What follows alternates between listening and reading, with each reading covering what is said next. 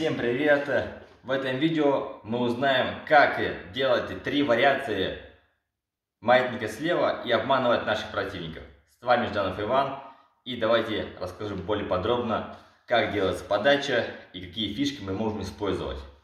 Маятник слева выполняется следующим образом. Когда мы подбрасываем мяч и делаем движение в виде такого смайла, в виде маятника. Данная подача является альтернативой к, может быть, более классической подаче маятника справа, более популярной в китайском настольном теннисе, ну и сейчас, в принципе, европейском, когда подается маятник справа. А подача маятник слева менее популярная, но, в принципе, вот такой теннисист, как Овчаров, ее часто используют. Мне тоже она больше нравится, как-то она интереснее даже местами, чем маятник справа. И какие вообще нюансы ее исполнения? Исполняется по месту, как правило, либо из центра, либо из правого угла. То есть мы подаем либо из центра, либо уже из правого угла. И как раз давайте рассмотрим 3 вариации, что они вообще себе представляют. Первая вариация. Движение, как говорится, оно тоже маятником. Наш противник тоже видит, что мы делаем движение маятником. Но есть нюансы принятия мяча, точки принятия мяча и движения. Первое движение у нас делают вот такую траекторию. То есть мяч, получается, он слабый и идет по траектории вот такой изогнутой. Как это сделать? Мы должны мяч, как говорится, словить вот на эту часть ракетки. То есть, когда мы делаем движение, мы ловим вот на нос ракетки и делаем вот такое сдергивающее движение. Как бы максимально, когда мы только почувствовали мячик на своей резине, мы максимально круто его сдергиваем вверх. Ему продается такое обратное боковое вращение, и мячик при попадании начинает уходить в сторону. То есть это довольно-таки хорошо, чтобы противника сбить, чтобы он, может, не ударил, не начал атаку. Готовы. И резко делаем вверх.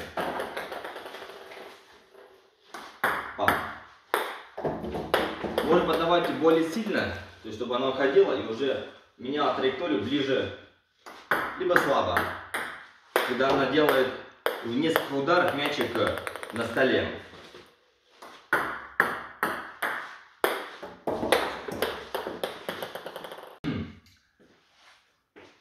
Вторая вариация маятника слева. Как мы делаем? Тоже движение походит на маятник, но мы мячу придаем больше боковое вращение. То есть мы мячик ловим средней частью ракетки, чтобы мячик прокатился как можно больше по средней части. И мы в момент касания с мячом, наша ракетка, делаем больше движений в сторону, чтобы у мяча было боковое вращение. То есть либо мы можем сделать акцент здесь на нижнее вращение, либо просто на боковое. Но идея того, что мы даем мячу именно боковое вращение. Где вообще хорошо применить эту подачу? Когда мы подаем мяч боковым вращением, то при приеме у противника мячик будет сдвигаться вот в ту сторону, куда мы сделали смайл. Это движение. То есть, получается, мы сделали движение в правую сторону, значит, более вероятно мяч будет после приема уходить вот в зону, получается, нашу правую. И уже мы должны быть готовы для того, чтобы как раз ожидать, для того, чтобы начать скрутку слева. Либо, если мяч, например, высокий, уже сделать смэш справа. То есть уже быть готовым для продолжения, для игры третьим мячом. Мы подаем, получается, либо более сильно в углы, либо более слабо. Акцент делается именно на боковое вращение. Получается, первая подача и вторая подача это была больше игра вот с нижним вращением. Третья вариация, как раз подача маятником, Это мы будем также делать движение, похожее на маятник, но мяч будем принимать в верхней точке нашей ракетки, вот здесь, и вздергивать его вверх, чтобы у мячу продать верхнее вращение. Движение похоже на то, что как будто бы мы делали маятник с нижним вращением. Это мы приучили противника к этому движению, что подавая у нас получается подрезка. Но мы, сделав похожее движение, но приняв в другой точке, в другом касании, дали мячу верхнее вращение.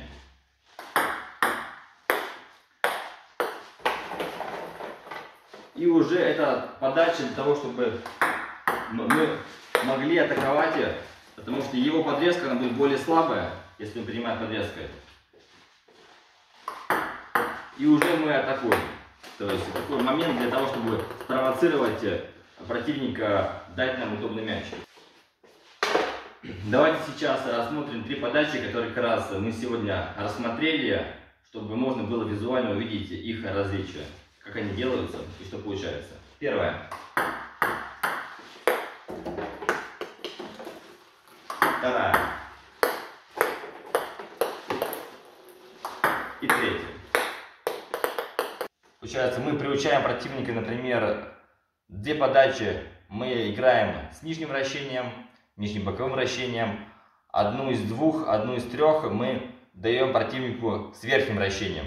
То есть мы меняем такой ритм игры, стараемся не играть одинаково всегда линейно, стараемся варьировать, чтобы он совершил какие-то ошибки и мы могли атаковать и выиграть.